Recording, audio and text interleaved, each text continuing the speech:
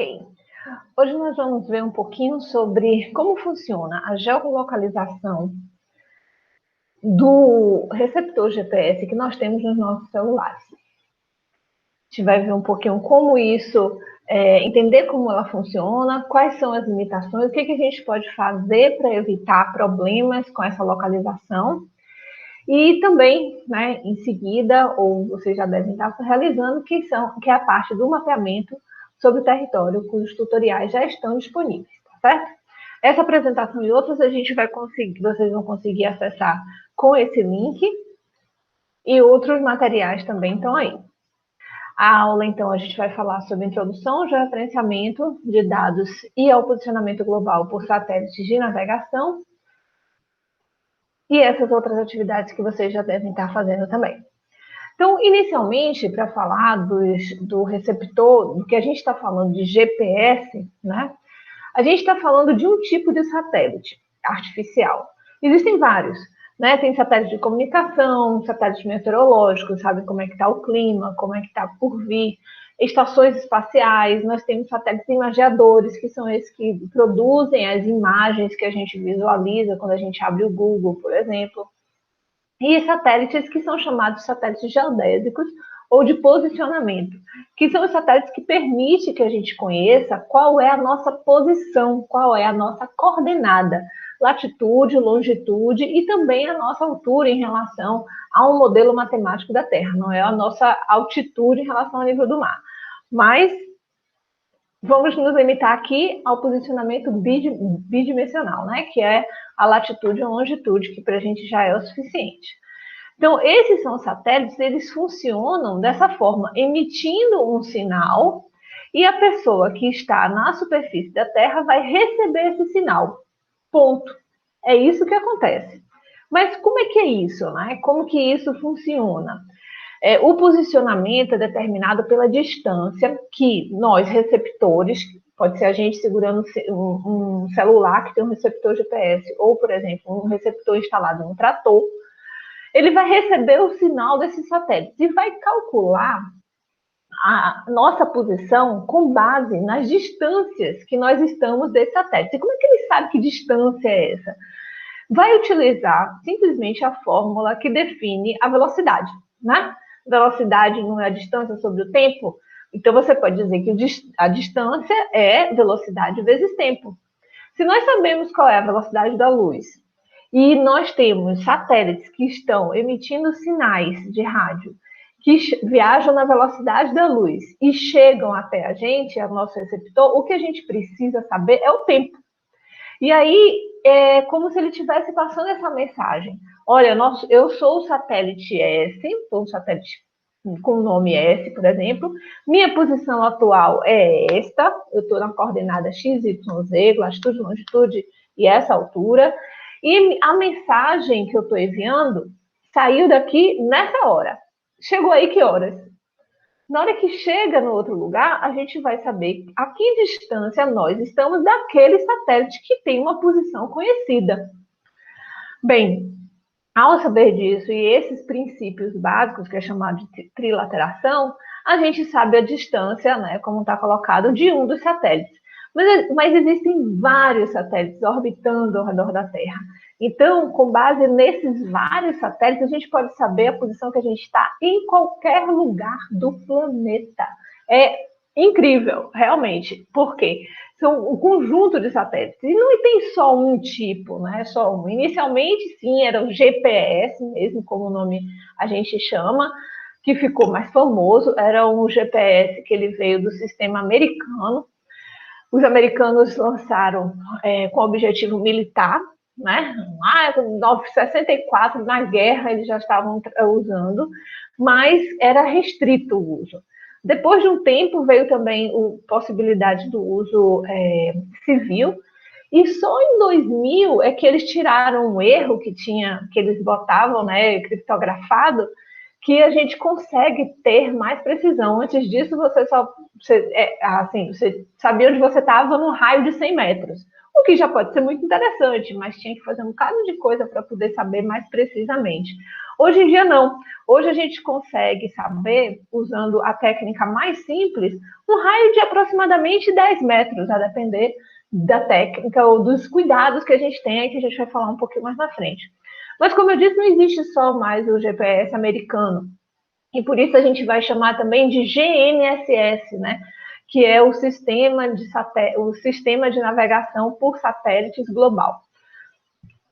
E nós temos, por exemplo, o chinês, que já está em operação também, e para posicionamento global, o Galileu, que também já está há algum tempo em operação, o GLONASS, que é russo, então tem o Galileu europeu. Então, alguns aparelhos conseguem captar, inclusive, mais de um tipo de sinal, não só do GPS americano, mas de outros sistemas também. Bem, a ideia de geometria disso é o quê? É que eu estava falando no começo, se você está a uma distância de um raio, de um ponto conhecido, que é a posição do GPS, do satélite. Na verdade, esses satélites eles estão orbitando, né? Eles estão se mexendo, mas toda hora eles sabem onde eles estão. Então, quando eles emitem um sinal com essa informação da posição deles, né? Então, o que a gente sabe é que nós estamos a digamos, 20 mil quilômetros de distância desse satélite. E quando eu sei a distância de um outro satélite, digamos que a área de interseção entre esses dois, né, entre as duas distâncias que eu recebi informação, eu poderia estar aqui em qualquer lugar. Mas aí quando eu pego um terceiro satélite, eu tenho uma interseção de 2 pontos, eu vou apostar em um dos 2 lugares. Eu posso usar a Terra, posso usar também um quarto satélite, que é o que a gente geralmente usa, para poder também ajustar os sinais, porque também tem vários problemas aí envolvidos. Bem, vocês podem ver isso que eu estou falando e também entender um pouquinho mais facilmente com as animações que esses 3 vídeos mostram. São 3 vídeos curtos que mostram como que funciona o GPS. Eu queria só chamar a atenção desse primeiro vídeo, que ele traz 2 informações que é importante que a gente conserte e, ao mesmo tempo, aproveito essa informação para a gente se ligar no que de fato está acontecendo, né? O que o GPS ele mostra, né? Como eu falei, é uma comunicação direta entre a gente e o satélite. Não tem terceiros, nem o próprio. Eles podem até se comunicar, mas eles não se comunicam para dizer a nossa informação e um passar para o outro, nada disso.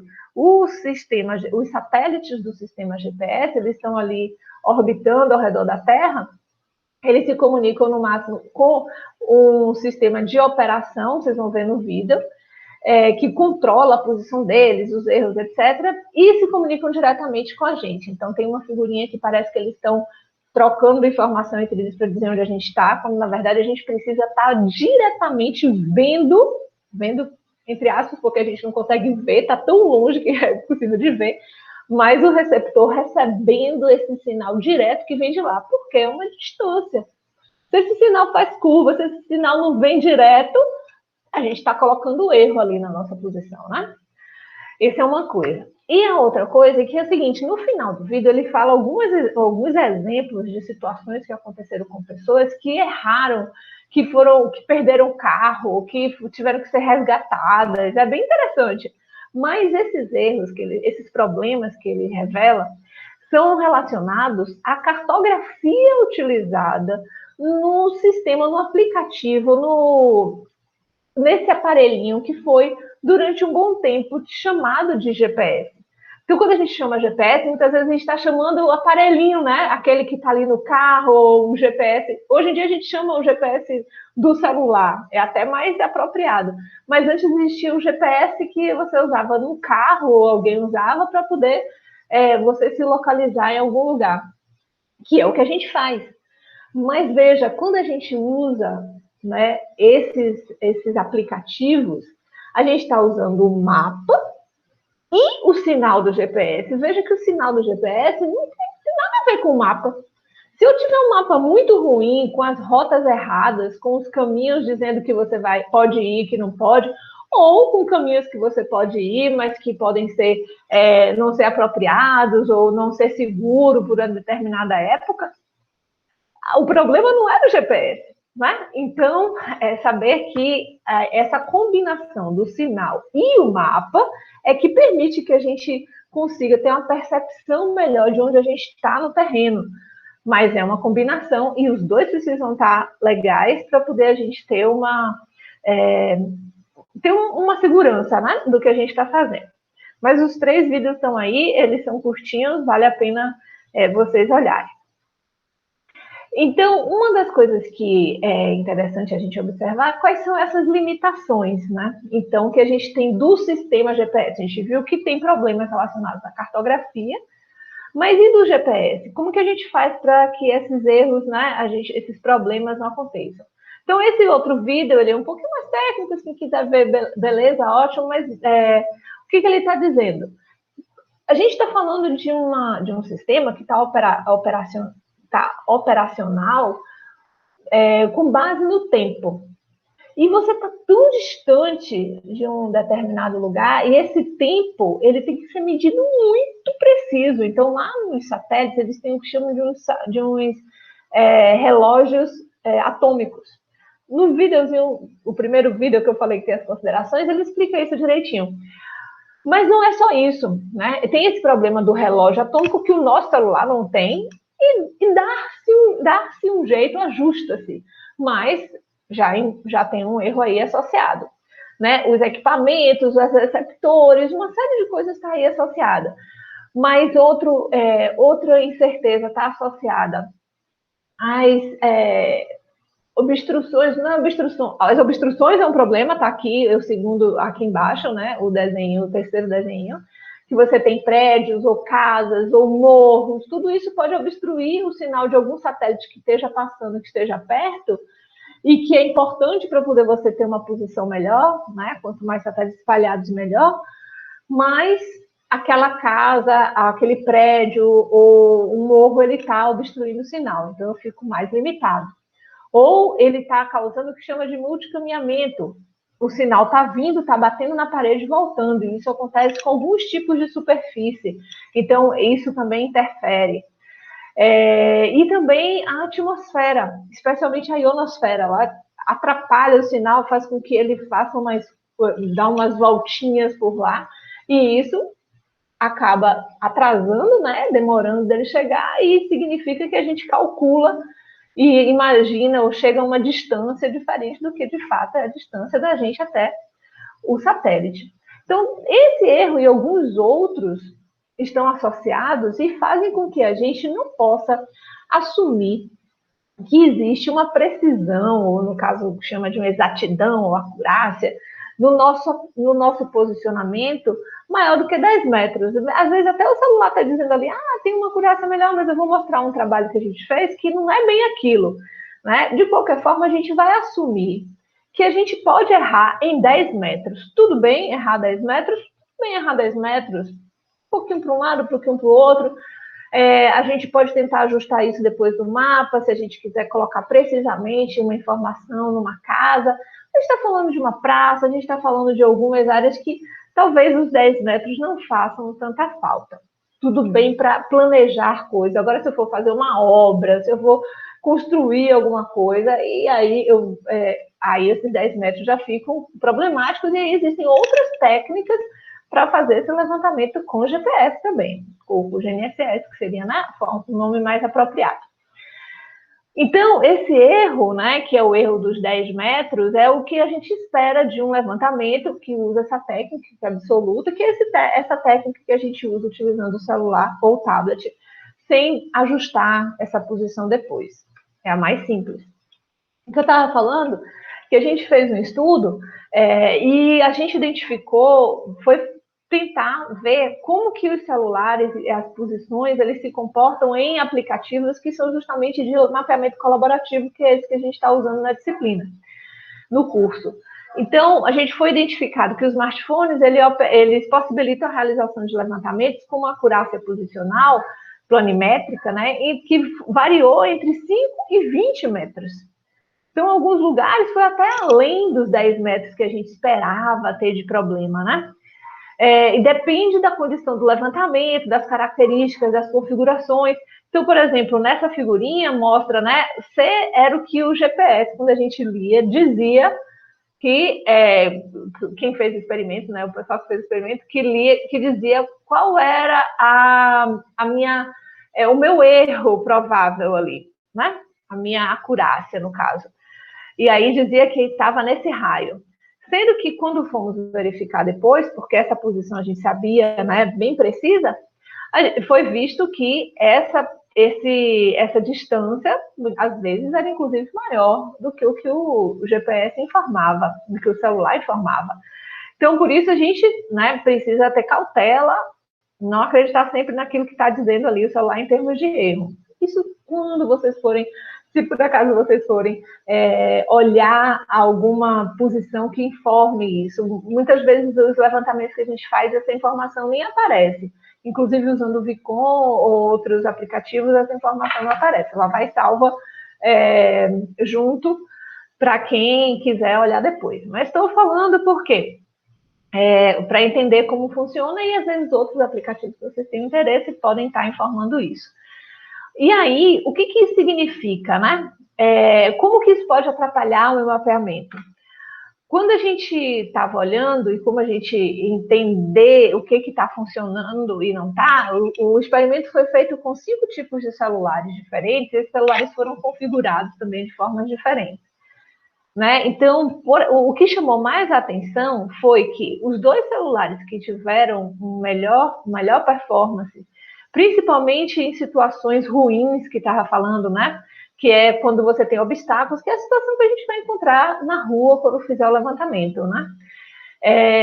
Dificilmente você vai estar num campo aberto, pode até estar, mas estamos falando de levantamento em áreas urbanas, então, e mais densas, né? Então, provavelmente a situação seria parecida com a situação que ele chamou de situação ruim.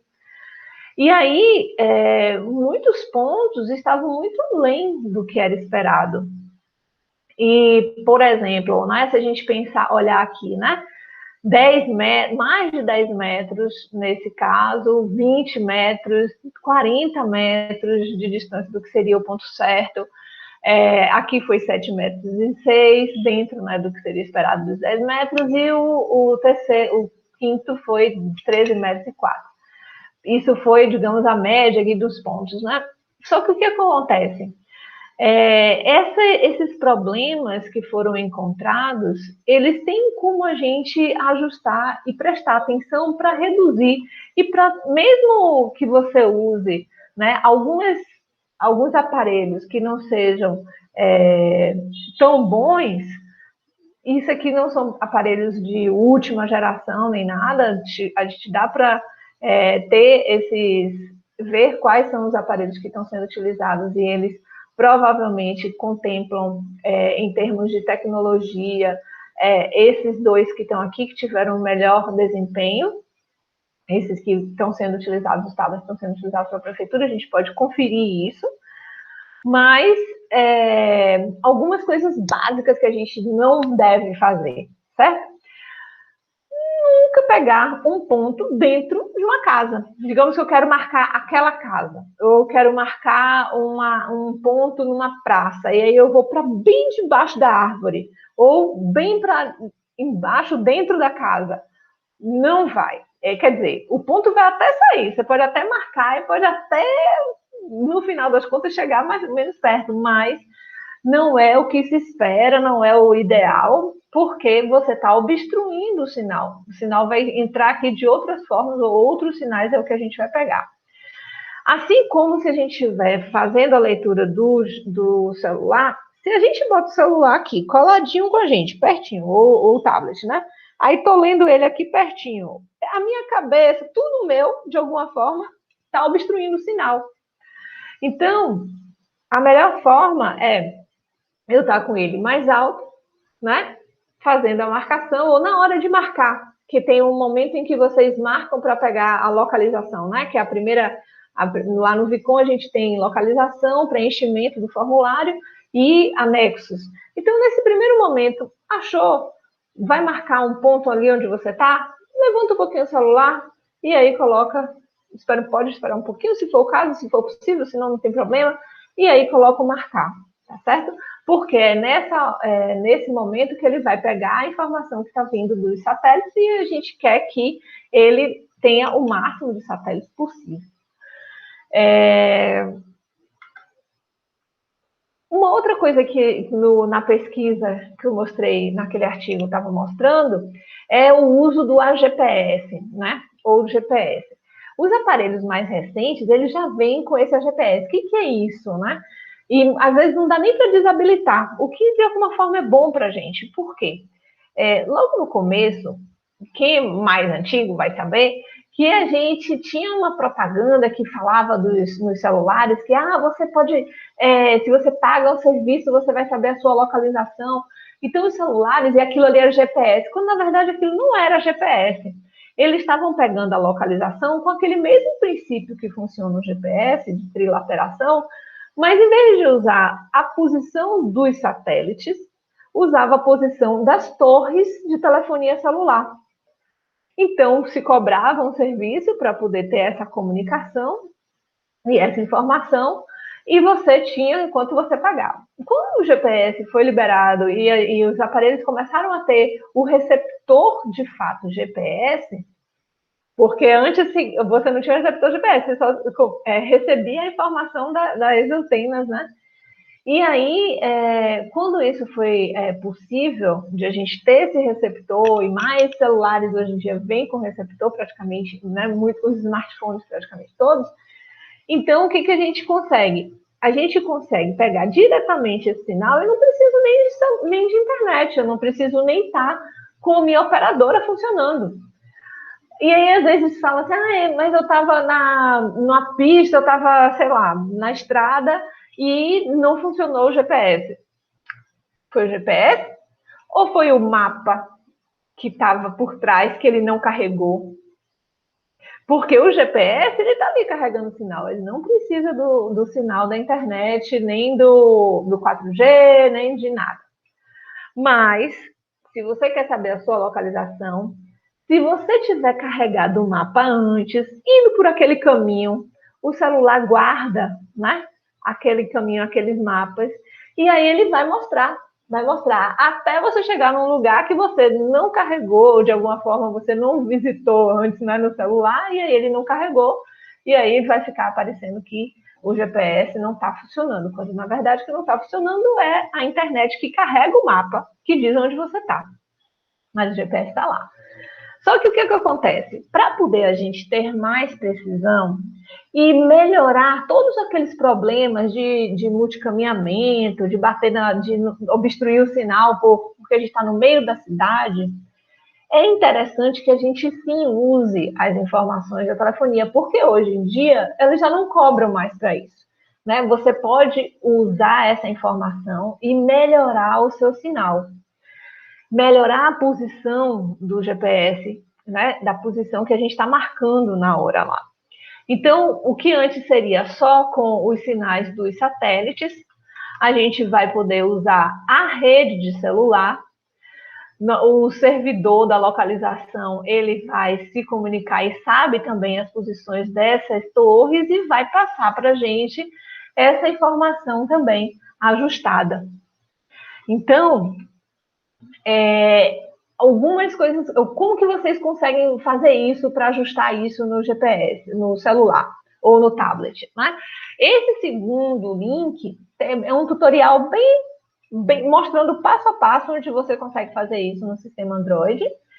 E, basicamente, muitos desses tutoriais que a gente vê, eles falam para você usar sempre, quando você quer a precisão maior mesmo, usar a alta precisão. Mas se vocês forem ver naquele estudo, o que a gente observou é que a alta precisão ou aquela de redes, ele funciona bem também, quando você tem redes móveis e Wi-Fi, quer dizer, contanto que você tenha não precisa do Wi-Fi, mas o 4G ou o 3G funcionando, já ajuda na recepção. Então, se for para campo e tiver a possibilidade de colocar o chip para poder usar o 4G é o ideal. Vai funcionar sem? Vai funcionar sem. E agora sim, o aplicativo que a gente está usando, que é o Viconsaga, ele só vai funcionar sem o 4G ou sem a rede de internet se tiver baixado antes ele lá na Google, na Play Store, para poder usar ele no modo offline. Se for fazer o levantamento, como a gente mandou os links, que é pelo WhatsApp, você pega o link, então isso precisa ter a internet para poder do link ele sair do WhatsApp, que às vezes que as operadoras costumam dar gratuidade, né, para o uso do WhatsApp, mas o link ele está fora do WhatsApp, você precisa ir para o navegador. O link ele vai abrir no Chrome, no Safari, outro tipo de navegador que o tablet ou o celular tenha, tá bom? Então, se tiver disponível o chip da telefonia para poder usar, é o ideal. E então você pode colocar o alta precisão. O único problema da alta precisão é que ele consome bastante bateria, consome mais bateria do que o normal. Mas vocês podem fazer um teste para ver o quanto que é assim a mais. E essa configuração também está explicando aqui direitinho nesse primeiro vídeo, no segundo vídeo. Outras duas coisas que os vídeos falam que pode melhorar o desempenho da posição, a calibração da bússola e uma limpeza dos satélites.